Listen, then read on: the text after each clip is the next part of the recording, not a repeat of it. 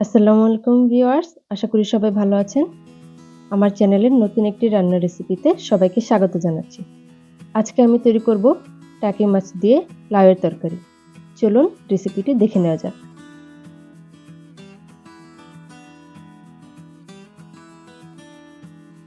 এখানে একটি ছোট লাউ থেকে অর্ধেকটা নিয়েছি আমি এবং সেই অর্ধেক লাউটা ছোট ছোট 3 কোনা টুকরো করে পাতলা করে কেটে নিয়েছি।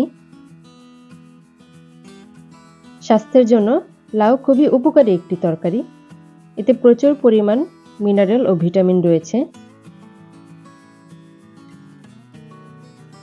এখানে আমি ভর্তা খাবার জন্য কিছু টাকি মাছ কিনেছিলাম ছোট ছোট। সেই টাকি মাছের মাথা দিয়ে আমি আজকে লাউয়ের তরকারিটি তৈরি করে নিচ্ছি। এখানে আমি টাকি মাছের মাথাগুলো ভালোভাবে ধুয়ে সামান্য হলুদ লবণ মাখিয়ে নিব। এবার পরিষ্কার একটি পাত্রে সামান্য পরিমাণ রান্নার তেল এবং একটি মাঝারি সাইজের পেঁয়াজ কুচি ও 4টি কাঁচামরিচ কুচি ফালি করে কেটে দিয়েছি।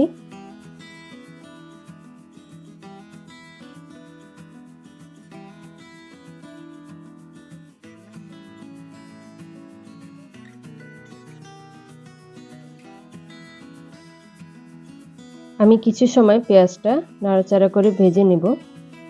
পেঁয়াজ হালকা ভাজা হয়ে আসলে এতে আমি দিয়ে দিব 1 চা চামচ আদা ও রসুন বাটা,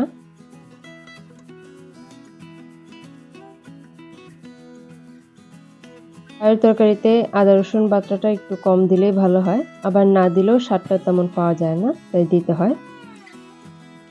আদা রসুনের কাঁচা গন্ধটা দূর হওয়া পর্যন্ত আমি একটু নেড়ে দিব। এরপর দিয়ে দিচ্ছি কিছু গুঁড়ো মশলা। এখানে 1 চা চামচ হলুদ গুঁড়া এবং 1 চা চামচ মরিচের গুঁড়া দিয়ে একটু নেড়ে নিব। সামান্য পরিমাণ পানি দিয়ে দিব যাতে মশলাটা পুড়ে না যায়।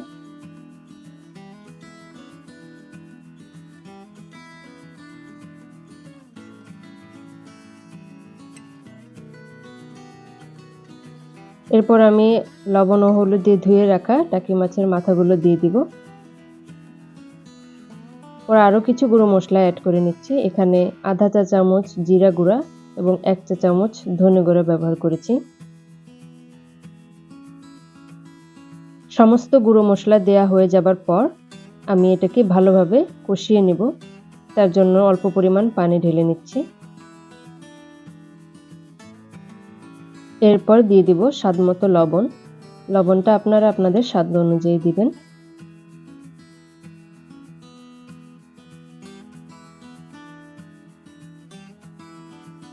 কিছু সময় নেড়ে চেড়ে আমি মশলা ও মাছের মাথাগুলো একসাথে কষিয়ে নিব।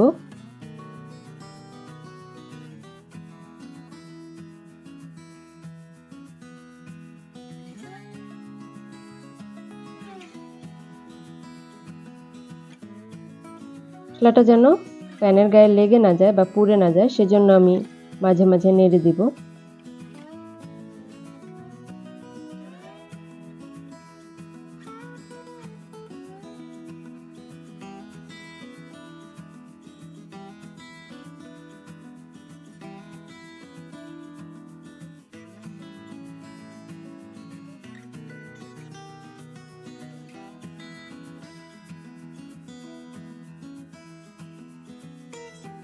প্রায় 10 মিনিট পর আমার মশলাটা কষানো হয়ে গিয়েছে। এরপর আমি কেটে রাখা লাউগুলো দিয়ে দিব।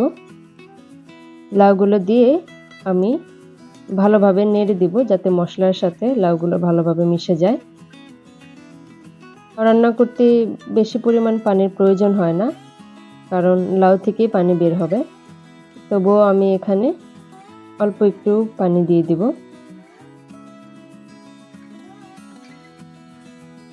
এখানে প্রায় হাফ কাপের মতো পানি দিয়েছি। পর আমি ঢাকনা দিয়ে ঢেকে দিব। মাঝে মাঝে ঢাকনা খুলে তরকারিটি নেড়ে দিব। লাউ খুবই পুষ্টিগুণ সম্পন্ন একটি সবজি। ছোট থেকে বয়স্ক সবারই শরীরের জন্য লাউ খুবই গুরুত্বপূর্ণ একটি সবজি। এটি রান্না করতে বেশি সময় প্রয়োজন হয় না। প্রায় 15 মিনিটের মধ্যে আমার রান্নাটা কমপ্লিট হয়ে গিয়েছে। এখন আমি নামানোর আগে সামান্য ধনেপাতা কুচি দিয়ে দিচ্ছি।